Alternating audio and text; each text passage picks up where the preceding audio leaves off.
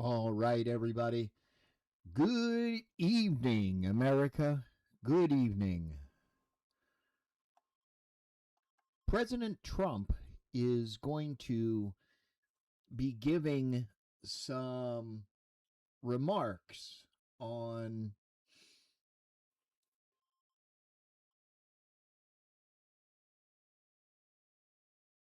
some things in Pennsylvania tonight.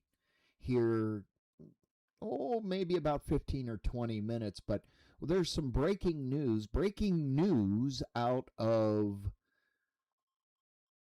Kentucky State University. This afternoon, Governor Andy Beshear announced a shooting had occurred at Kentucky State University in Frankfort.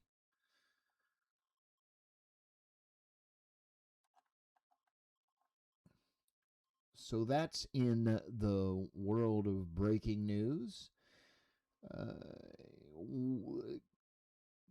One dead and the suspect is in custody after a shooting at Kentucky State University. Police said they responded to reports of a shooting at the school at about 3:35 p.m. local time. About an hour later, they announced that one person had died in connection with the shooting. Officials confirm one person is deceased. One person has been transported to the hospital in stable but critical condition.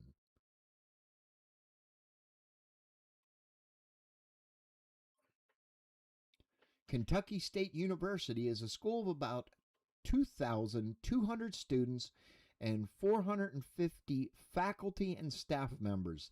The school, located in the state capital, was founded in 1886. And if you don't know, Frankfort is located between Louisville and Lexington, Kentucky. So that's in breaking news.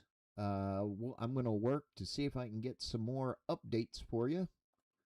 Here, just a few minutes. And other breaking news today.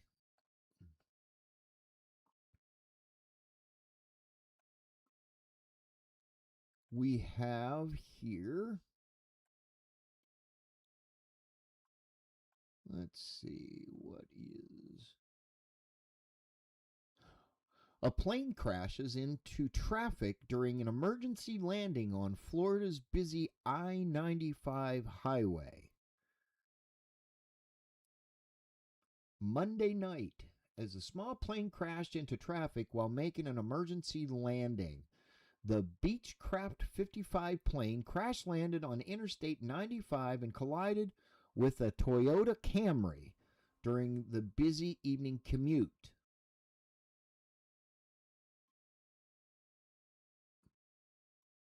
The aircraft plunged onto the southbound lanes of I-95 near mile marker 201 in Cocoa, Florida, at around 5:45 p.m., according to Florida Highway Patrol, FHP.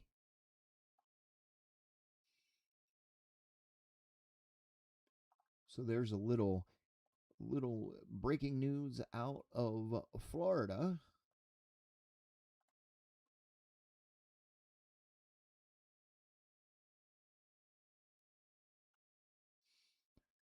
University of Oklahoma removes professor for alleged discrimination relating to TA who gave Christian student $0.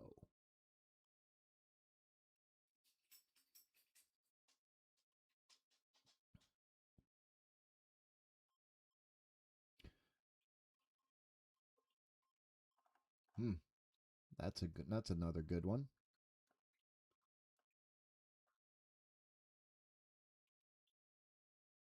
Hello, everybody. Everybody that's coming in, thank you. Make sure you push that like button. It's free. Make sure you share the broadcast out. We are awaiting the arrival of President Donald J. Trump in Mount Pocono, Pennsylvania, for his remarks on the economy in Pennsylvania, which should be getting underway here in another 8 to 10 minutes. That is what we are being told here. So we're just waiting his arrival. I'm doing a little bit of breaking news and from around the globe. So stay here. We will bring this to you live as it happens right here on Spin City News. Other breaking news today.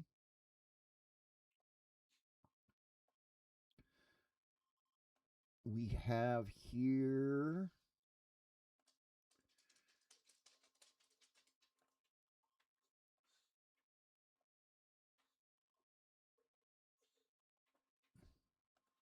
let's see.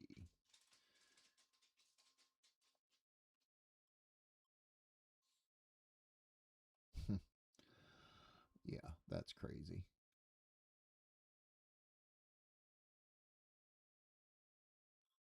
Over. Let's see.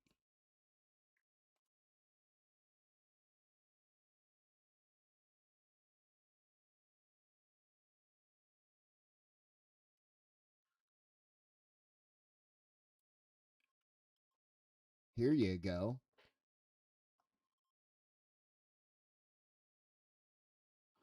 Oklahoma University removes a second instructor amid gender debate.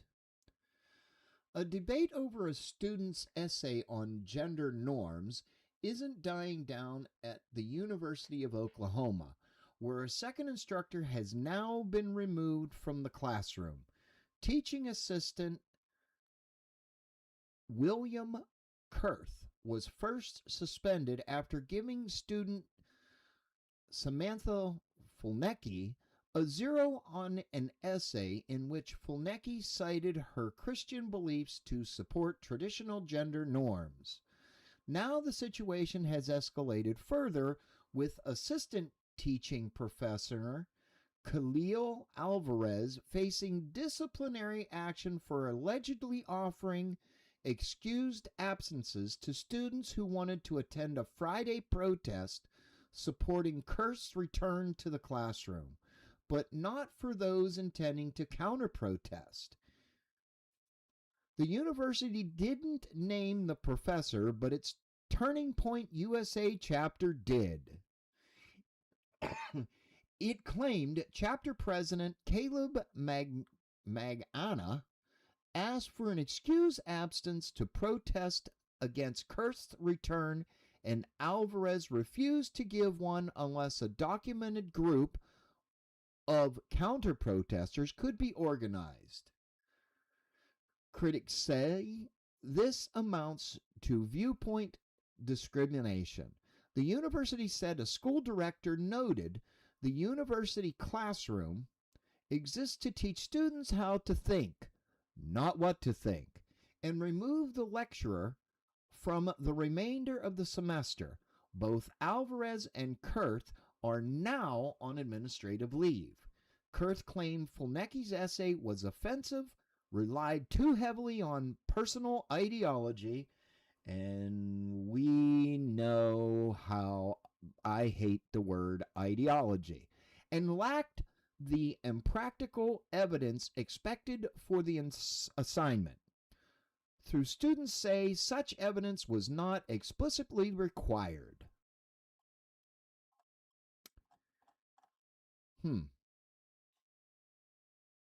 That's crazy. That is absolutely nuts.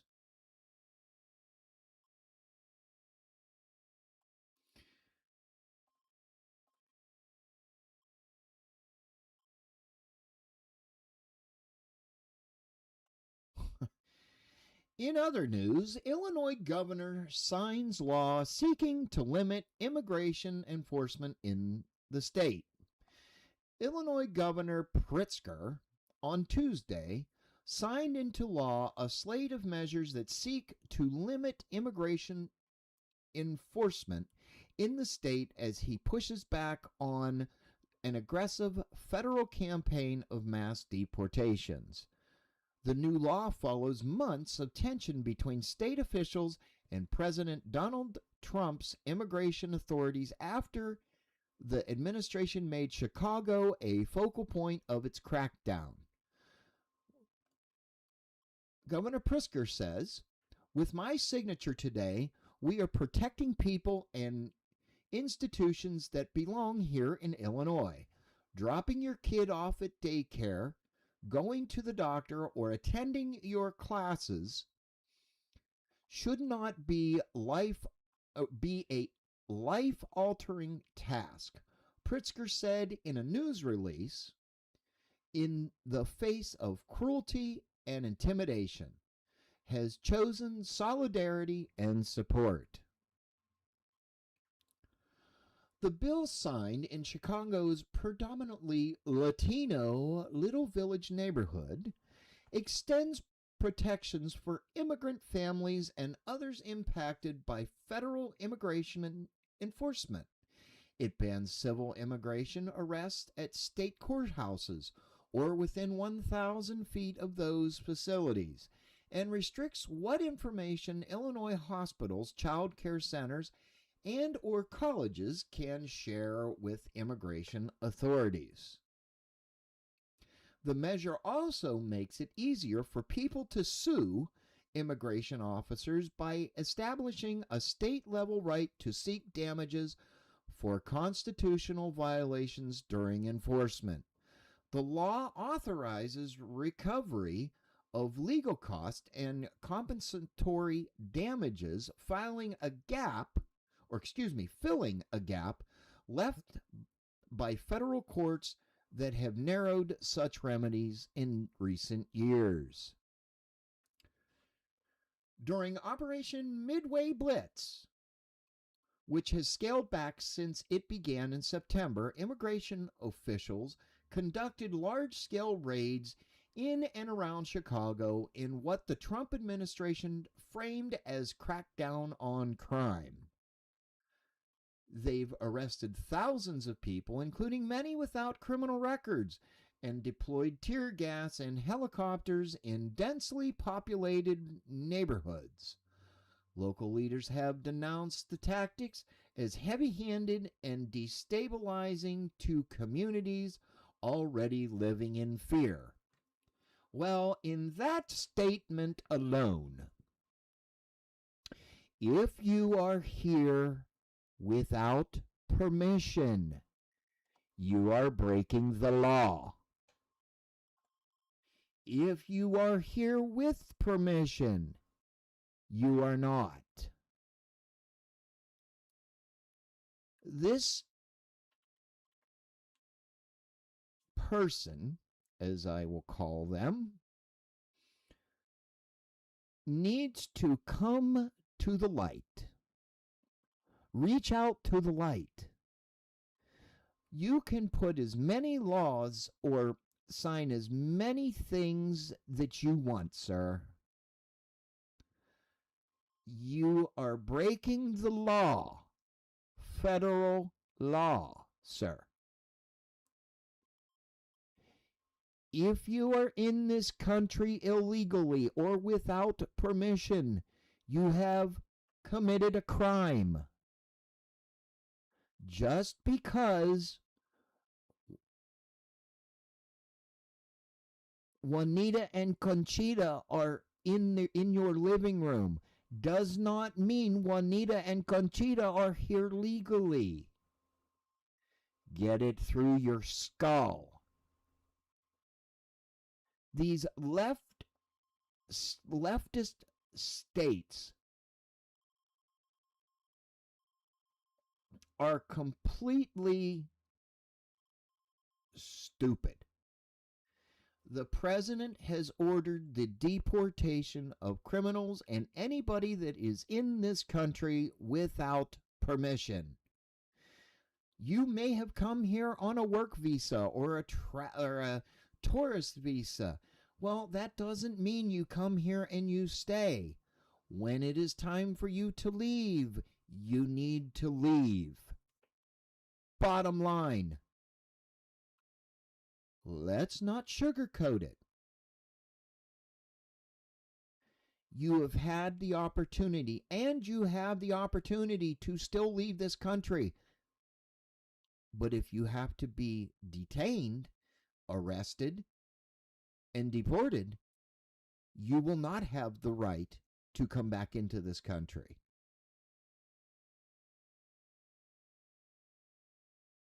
Take a word of advice.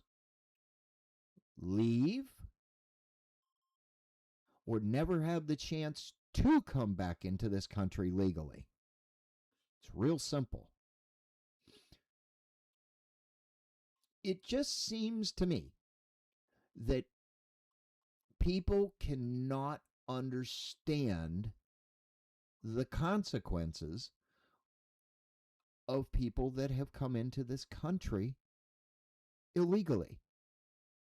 You stormed the border. Now pay the price. I mean, if it was me, just saying if it was me, and I had the offer from the federal government to give me a plane ticket to go back to where I'm from, plus give me $1,000 to do it. That's more money you came here with. And go do things legally. How stupid can you be? I don't want to hear about asylum. Okay, somebody threatened your life, so let's go storm the border and say somebody threatened my life. Boy, do some of us know about that.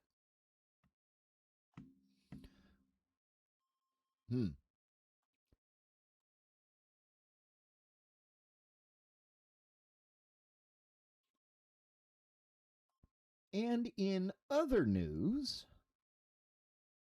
let's get off the dumbasses.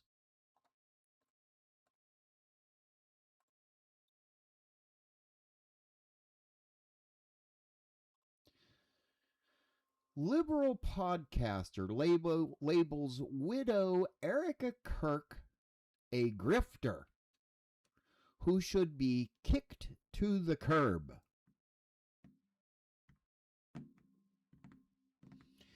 Boy, is that going to go over well.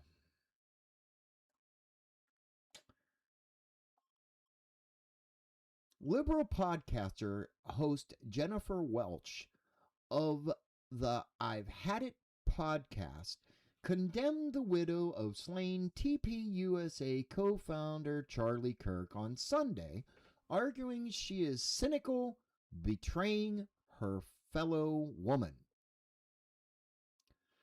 Welch condemned Erica Kirk for an interview she did last week with the New York Times at the Deal Book Summit in Manhattan. During the summit, Kirk spoke about the popularity of Mayor-elect Mondamy, noting, "What I don't want to have happen is young women in the city look to the government as a solution to put off having a family or a marriage because you're relying on the government to support you."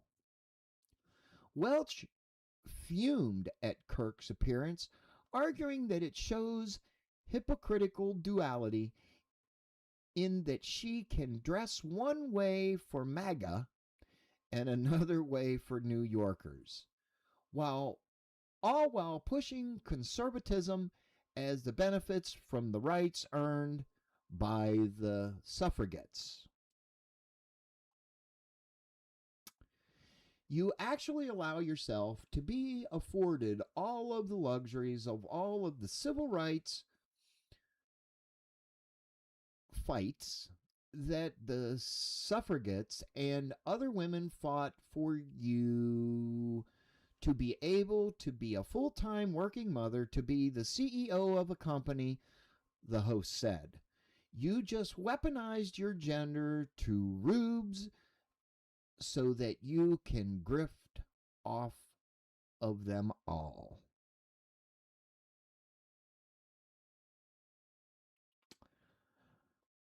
She suggests Kirk's changed her outfit for the Times interview in order to be taken seriously.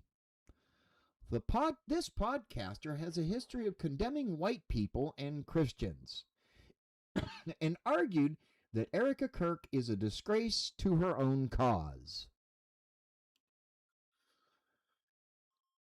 You are an opportunistic grifter who weaponized your gender to demean women, and you are walking, talking, breathing example as to why nobody, number one, wants to be a Christian, and number two, wants to be a female hypocrite such as yourself.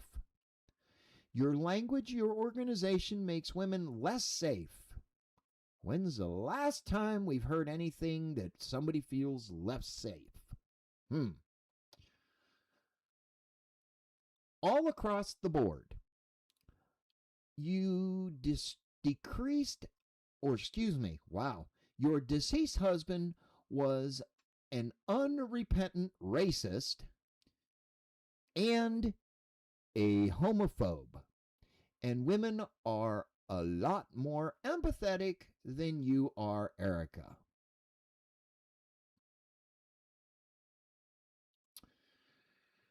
So this is an intentional weaponization of her gender and her faith, she said. She is a grifter. And just look at the costume changes. Look at the costume changes. Look at the effect and how she does that. It's wild. This woman should be kicked to the curb.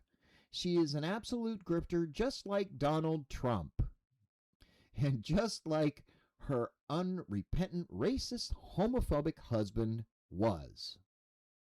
And probably still is, looking down at us. And this is the stuff that goes on in America. Now remember, she's a liberal podcaster. Okay, you can be liberal, but why attack a person? Would it be for content? Would it be just to make the headlines? Probably. Who knows?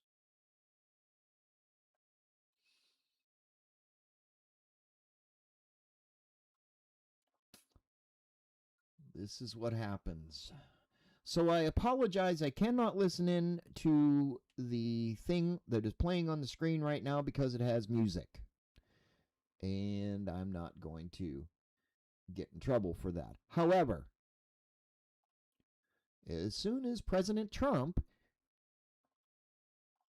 is up on the screen, I will bring it in.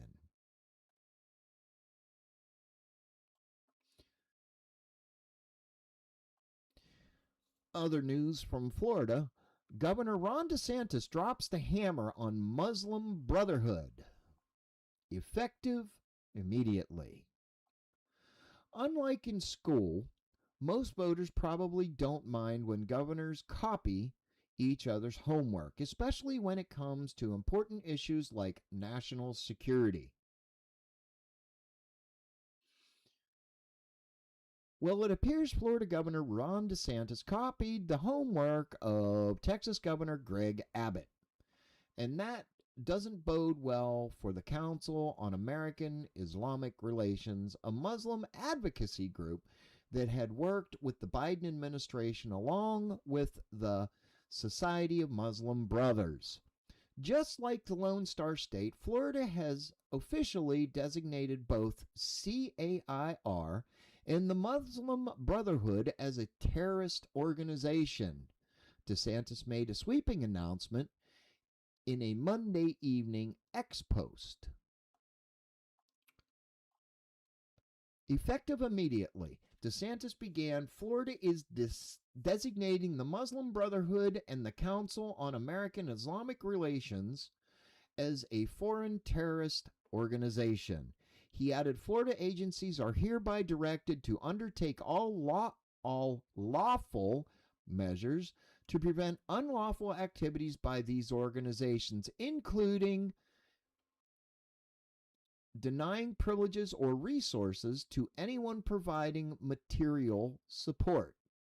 DeSantis spelled out multiple reasons for the decision, including the Muslim Brotherhood's long history of engaging in or supporting violence, including political assassinations and terror acts on civilians.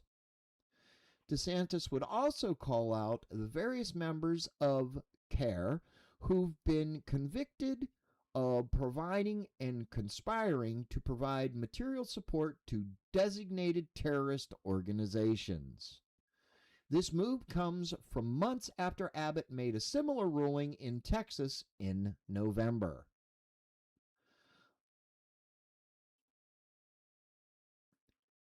The Muslim Brotherhood and CARE have long made their goals clear: to forcibly impose Sharia law and establish Islam's mastership of the world, Abbott said in a statement at the time.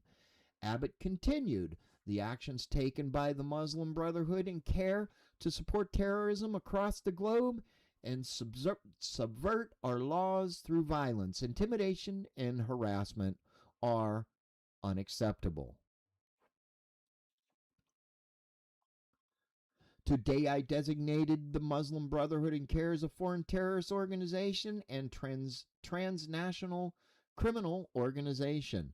Both of these moves come on the heels of President Donald Trump's November executive order, where he declared certain Muslim Brotherhood chapters as foreign terrorist organizations and specially designated global terrorists. Relevant here, the Muslim Brotherhood chapters in Lebanon, Jordan, and Egypt engage in or facilitate and support violence and destabilization campaigns that harm their own religions, U.S. citizens, and United States interests, Trump wrote. The president then cited a senior leader of the Egyptian chapter of the Muslim Brotherhood, who on October 7, 2023, called for violent attacks against United States partners and interests, and Jordanian Muslim Brotherhood leaders have long provided material support to the militant wing of Hamas.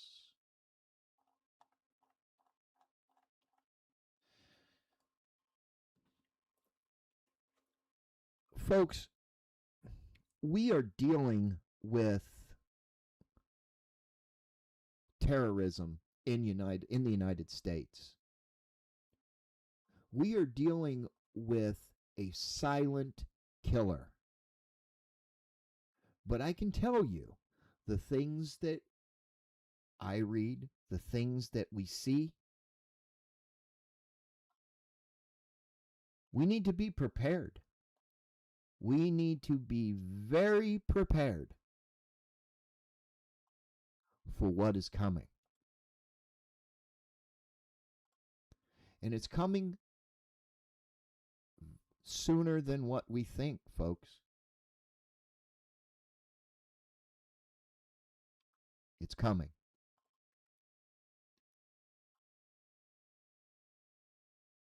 In other news, from back in Thanksgiving, an 18-year-old accused of killing his father and his father's girlfriend on Thanksgiving Day in Indianapolis. An 18-year-old is accused of gunning down his father and his father's girlfriend on Thanksgiving Day and setting fire to the house afterward, even though 2 young children were still inside. According to court documents, Jaron Morgan fled from the burning home on Indy's east side in a black and white Dodge Charger. Roughly an hour later, Whitestown police began chasing after him on I-65 due to his erratic driving. Officers had no idea at the time that the driver was a murder suspect. Middle finger held defiantly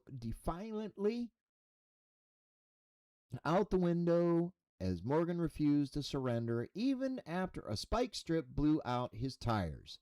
He eventually was forced off the road, crashed into trees, and had his Charger's windows blown out as the car was filled up with pepperball rounds. He finally relented and was taken into custody.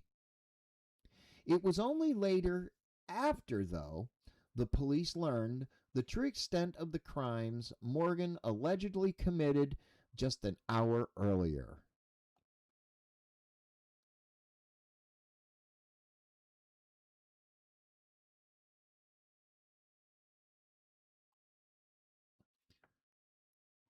There's another little waste of human existence.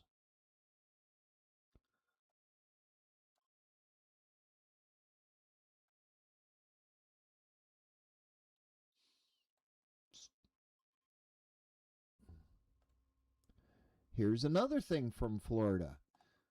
6-year-old killed in tragic go-kart accident at Florida's trampoline park.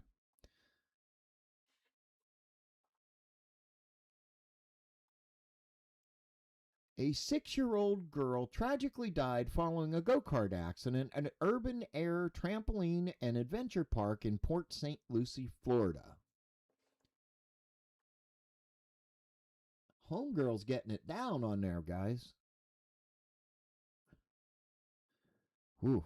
The incident occurred when the girl riding with an adult was struck by another go-kart. Emergency responders were dispatched shortly after 9 p.m.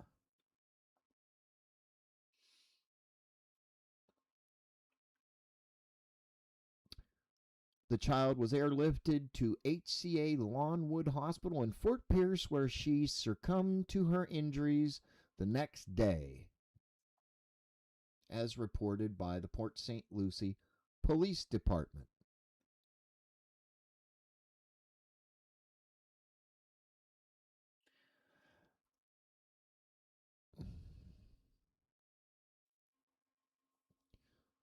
You guys should see the comments coming from Rumble. I am so sorry, everybody.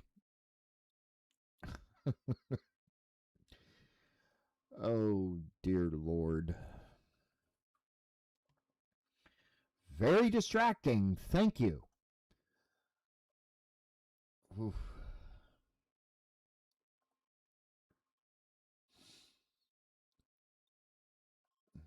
Morning Glory. Minnesota's fraud scheme is exposed. Now Trump has golden moment to strike.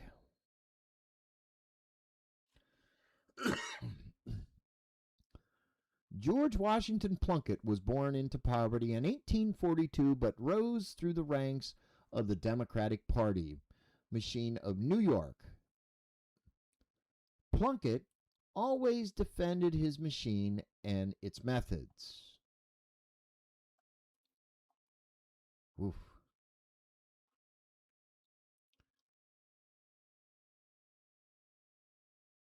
President Trump has made an accusation against Mr. Tampon up in Minnesota for his incompetence on responsibility for fraud in Minnesota.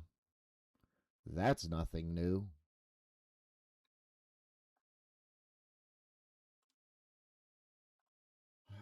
You guys. You know, you guys are really freaking distracting. I'm going to stop reading comments. Trust me.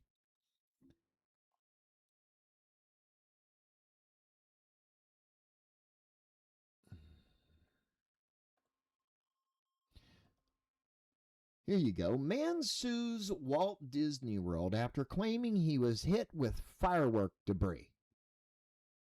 Well, everybody knows, if they've ever been to Disney, every night at 9 p.m., They have fireworks.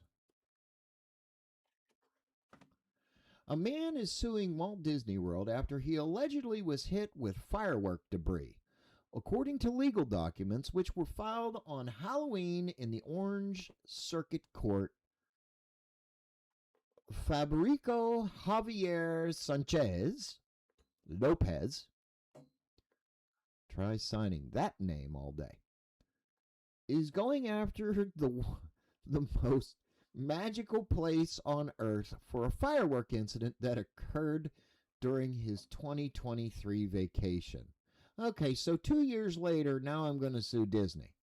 Are you stupid? The man was watching the Happily Ever After fireworks show at the Magic Kingdom when he was struck in the eye with debris. He said the incident left him with significant injuries.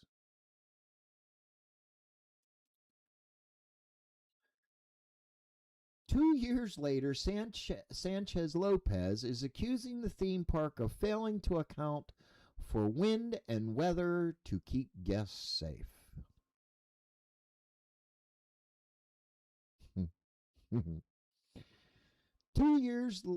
These fireworks shows involve significant quantities of explosives and pyrotechnics, which constitute ultra hazardous and or inherently dangerous activities, he explained in the lawsuit. Sanchez Lopez further states Walt Disney World breached its duties owed to him and other park guests by negligently failing to operate the fireworks shows in a reasonably safe manner, thus creating a foreseeable dangerous condition to business invitees, including himself.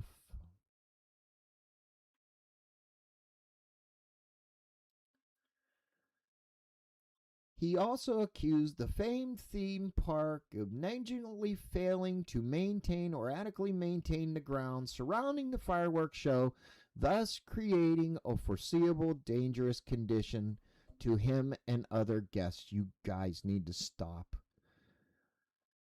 Sanchez Lopez is seeking $50,000 in damages plus interest and costs. He also demands trial by jury.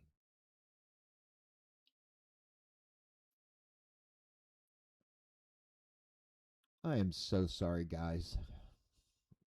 I am so sorry.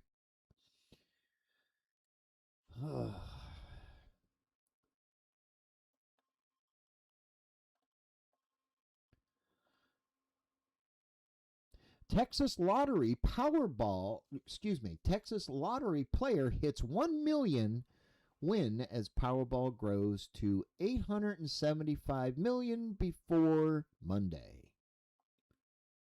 Oh, of course.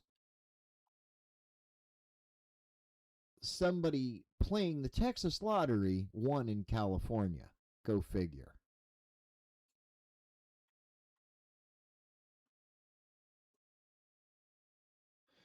Homegirl is like really breaking it down. I'm just noticing this. She's busting a move, man. She's busting a move. Okay.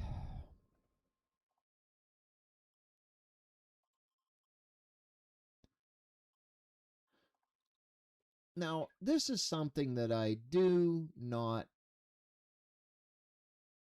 condone.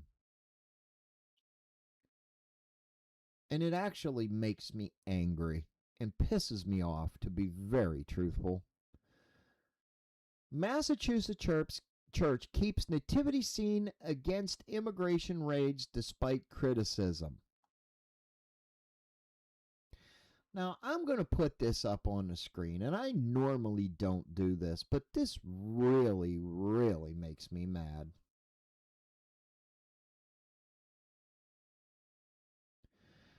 So you take a sign and you put this in the middle of a manger scene.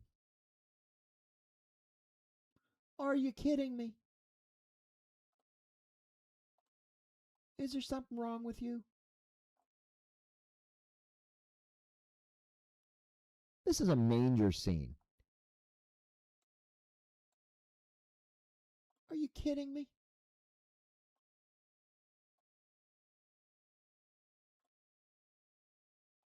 I want to go to this church.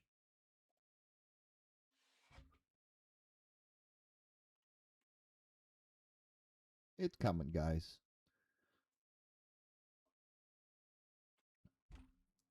This is pathetic. This is absolutely 100% asinine and pathetic. Leaders of a Catholic church in Massachusetts have decided to keep a controversial nativity scene that includes a message against immigration and customs enforcement or ICE agents.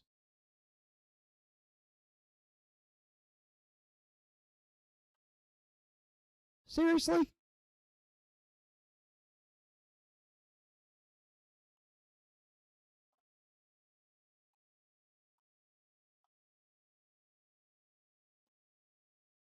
Despite criticism and an order from the Catholic Archdiocese of Boston to remove it, the nativity scene at St. Susan Parish in Dedham replaces the traditional figures of Jesus, Mary, and Joseph with a sign that reads, "ICE was here," suggesting that the Holy Family has been detained by immigration officials.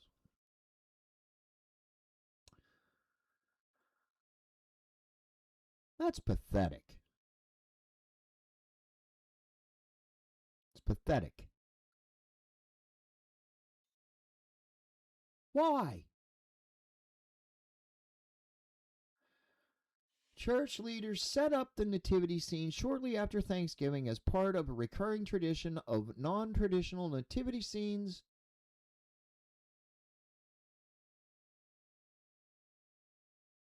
organized by the parish's Peace and Justice Group. The Reverend Stephen Josoma of the congregation said in a statement that the intention was not to provoke controversy, but to encourage reflection and dialogue. How pathetic is that?